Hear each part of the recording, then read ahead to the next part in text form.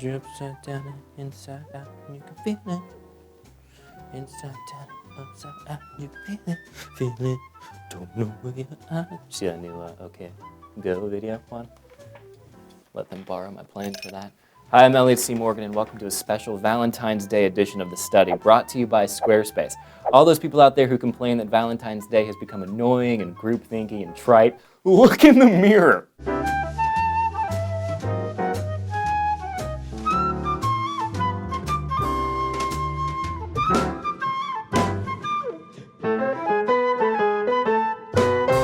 Love is in the air, Juan, or as you people call it, Lovo. A man known as Lobster Boy has found his soulmate in none other than the Bearded Lady. He's called Lobster Boy because his hands are all jacked up, and she's called Bearded Lady because I honestly have no idea. Anyway, Lobster Boy stated, "We were meant for each other." Hey, Lobster Bro.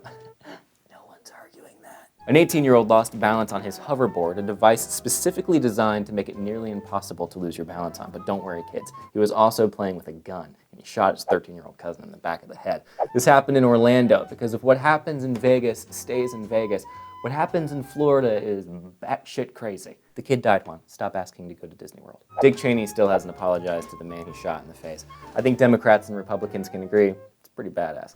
Nothing like destroying a face and then refusing to save it. Hey, yo. Save face, do you get it? A group of 3 gay Islamic extremists have been jailed after trying to seduce a young 17-year-old gay semi-extremist Islam. You know what? Some stories just have too many adjectives.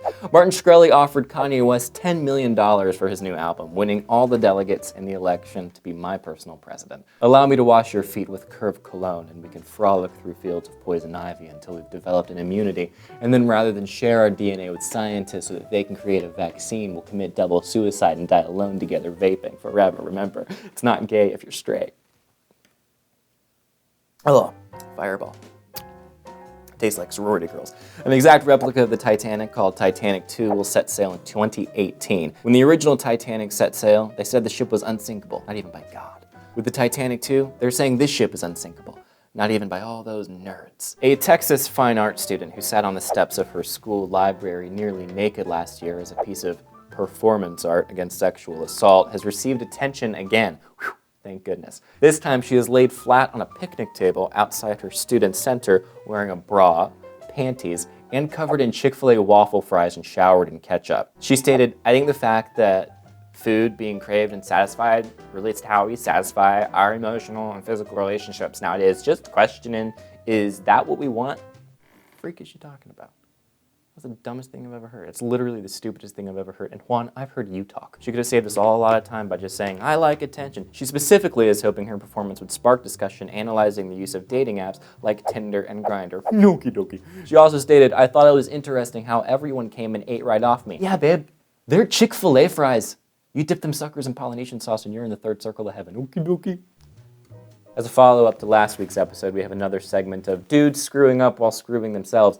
Donald Marvin Johnson, who was doomed to a life of masturbation when his parents named him Donald Marvin Johnson, rear-ended a van while masturbating. The sheriff's report read, the last time she looked over at Mr. Johnson, he had his penis exposed outside of his pants and was physically masturbating, as opposed, I guess, to mentally masturbating? Oh, mama, looking so nice and ripe.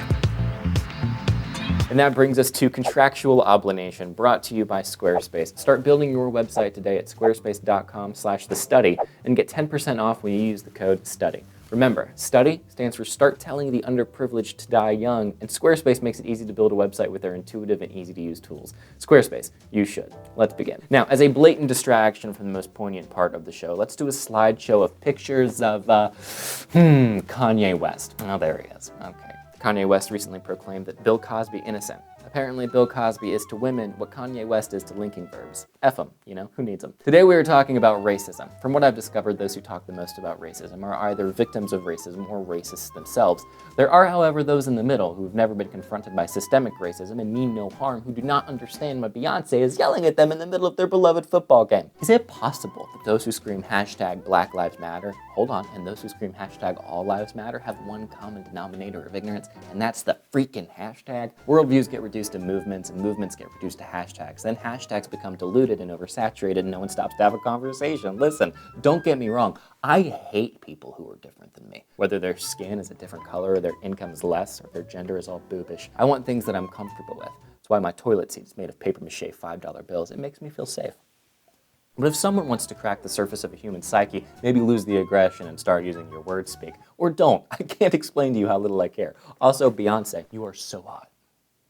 I want to smash my face against your face and melt our heads together. I'll have Martin Shkreli watch. Won't even charge him. Thank you for watching the study. I'm Elliot C. Morgan. Remember, vote for me, whether you want to or not. Okay, we're good, guys. The fireball's good. I'm feeling a little tipsy, so I'm going to go shoot a homeless person and skin a cat. This is a high-pressure situation, and I don't know if I like it. Yeah, but it's still the dumb office we work in. So Resting bitch face, collectively saying, cancer? Sure, yeah, we'll get to it.